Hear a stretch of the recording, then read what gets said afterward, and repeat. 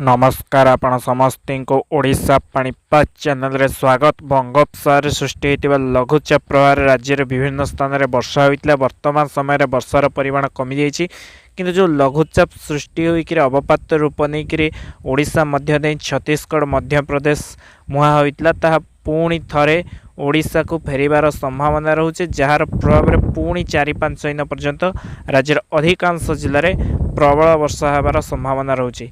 तो जो पुणी जो लघुचापटी आसीबो केबे आसीबो, केउं तारिख रु केउं तारिख मध्य केउं जिले में प्रभाव अधिका रहिबो से संपर्क में संपूर्ण भाव जानिया पई वीडियोटी को संपूर्ण रूपे शेष पर्यंत देखंतु। वर्तमान राज्य में लघुचाप प्रभाव कमी जाइछि, किंतु उपकूल ओडिशा रे पवन बेग 40 रु 50 किलोमीटर रही। आगामी 24 घंटा मध्य पवन बेग रहिबो, किंतु वर्षार प्रभाव राज्य में कमी जीव। किछि किछि स्थान रे बिजुली घड़घड़ी सह वर्षा अपराह्न रही पारे। उपकूल ओडिशा रे मध्य हल्का हल्का वर्षा मझिरे मझिरे रही पारे। पश्चिम ओडिशा एवं राज्यर विभिन्न स्थान रे हल्का हल्का वर्षा होबार संभावना रहुछि आगामी 3-4 दिन। किंतु लघुचापटी वर्तमान समय मध्य भारत उत्तर भारत में सक्रिय रही, ताहा पुणी पश्चिमा झड़ प्रभाव रे तार दुर्बल होकर अवशिष्टांश तार घूर्णिबलय पुणी बिहार झारखंड देकर ओडिशा आड़के आसबार संभावना रही, जहाँकि वर्तमान आकलन रही उत्तर ओडिशा आड़के आसब एवं पुणी बंगोपसागर लघुचाप सृष्टि कराइबार संभावना रही।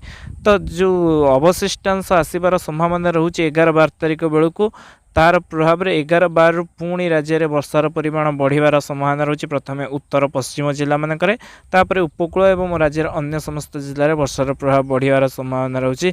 13 तारिख रु नहीं 15-16 तारिख पर्यंत पुणी 4-5 दिन राज्य में वर्षा होबार संभावना रही। देखो जो अवशिष्टांश आसब पुणी थे लघुचाप अवशिष्टांश आसब ताहा तो दुर्बल होइतिबो, किंतु तार प्रभाव में प्रथम उत्तर पश्चिम ओडिशा रे वर्षा हेबो। जेतेबेले बंगोपसागर रे यह मिसिबो लघुचाप रूप नहीं पारे, जार प्रभाव में राज्यर अधिकांश जिले में प्रबल वर्षा होब।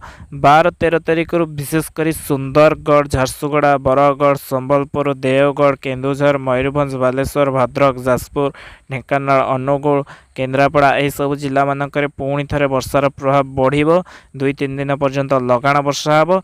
ता छड़ा मध्य जगतसिंहपुर, कटक, खोर्धा, पुरी, नयागढ़, अनुगुल, ढेंकानाल, बौद्ध, सोनपुर, बलांगीर, बरगढ़ ये सब स्थान में वर्षार प्रभाव अधिक रही पारे एवं 2-3 दिन पर्यंत लगाण वर्षा हो पारे। तो जो अवशिष्टांशटी पुणी फेरिब ताहार वर्तमान आकलन रहुछि ओडिशा पाखापाखि अंचल को आसिबो, किंतु सठिक आकलन करा जाय नै। ओडिशा पाखापाखि न आसले मध्य सेतेबेलକୁ बंगोपसागर रे घूर्णिबलय सृष्टि होबार संभावना रहुछि। अवशिष्टांश जेतेबेले आसिबो ताहा लघुचाप रूप नेब एवं पुणी थरे उत्तर उपकूल ओडिशा रे वर्षार प्रभाव।